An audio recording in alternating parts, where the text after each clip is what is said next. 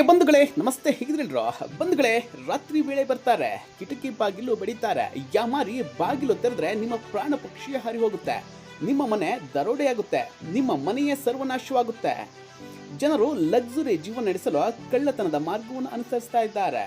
ಹೌದು, ಇತ್ತೀಚೆಗೆ ಕಳ್ಳರ ಗುಂಪೊಂದು ತಡರಾತ್ರಿಯಲ್ಲಿ ಅಟ್ಯಾಕ್ ಮಾಡಲು ಶುರು ಮಾಡಿದೆ. ಈ ರೀತಿ ಘಟನೆ ನಡೆದಿರೋದು ಎಲ್ಲಿ ಅಂತೀರಾ? ಇದು ಹಾಸನದ ನಗರದಲ್ಲಿ. ನಾವು ದಂಡುಪಾಳ್ಯದ ಗುಂಪಿನ ಕರಾಳ ಮುಖವನ್ನ ಸಿನಿಮಾದಲ್ಲಿ ನೋಡಿದ್ವಿ.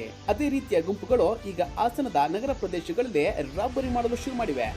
ಇದಕ್ಕೂ ಮೊದಲು ಚಡ್ಡಿ ಹಾಕೊಂಡು ಚಡ್ಡಿ ಗ್ಯಾಂಗ್ ಒಂದು ಎಂಟ್ರಿ ಕೊಟ್ಟಿತ್ತು. ಈಗ ಬೆಡ್ಶೀಟ್ ಮುಸುಕುದಾರಿಗಳ ಗುಂಪೊಂದು ಎಂಟ್ರಿ ಕೊಟ್ಟಿದೆ. ಮೊದಲು ಬಾಗಿಲು ಕಿಟಕಿ ಬಡಿತಾರೆ, ನಂತರ ಮನೆ ಮಾಲೀಕನ ಮೇಲೆ ಅಟ್ಯಾಕ್ ಮಾಡ್ತಾರೆ. ತಡರಾತ್ರಿ 2 ಗಂಟೆಯ ಸುಮಾರಿಗೆ ಇವರ ಕೃತ್ಯ ಶುರುವಾಗುತ್ತೆ. ಕೈಯಲ್ಲಿ ಮಚ್ಚು ಲಾಂಗು ಜೊತೆಗೆ ಗನ್ ಕೂಡ ಇರುತ್ತೆ. ಇವರ ಕೃತ್ಯಕ್ಕೆ ಹಾಸನದ ಹೇಮಾವತಿ ನಗರ ಬಡಾವಣೆಯ ನಿವಾಸಿಗಳು ಬೆಚ್ಚಿ ಬಿದ್ದಿದ್ದಾರೆ.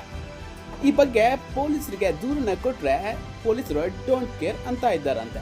ಇದೇ ರೀತಿ ಈ ಕಳ್ಳರನ್ನ ಹೀಗೆ ಬಿಟ್ರೆ ನಿಮ್ಮ ಮನೆಗೂ ಬರ್ಬೋದು, ಎಚ್ಚರ ಬಂಧುಗಳೇ.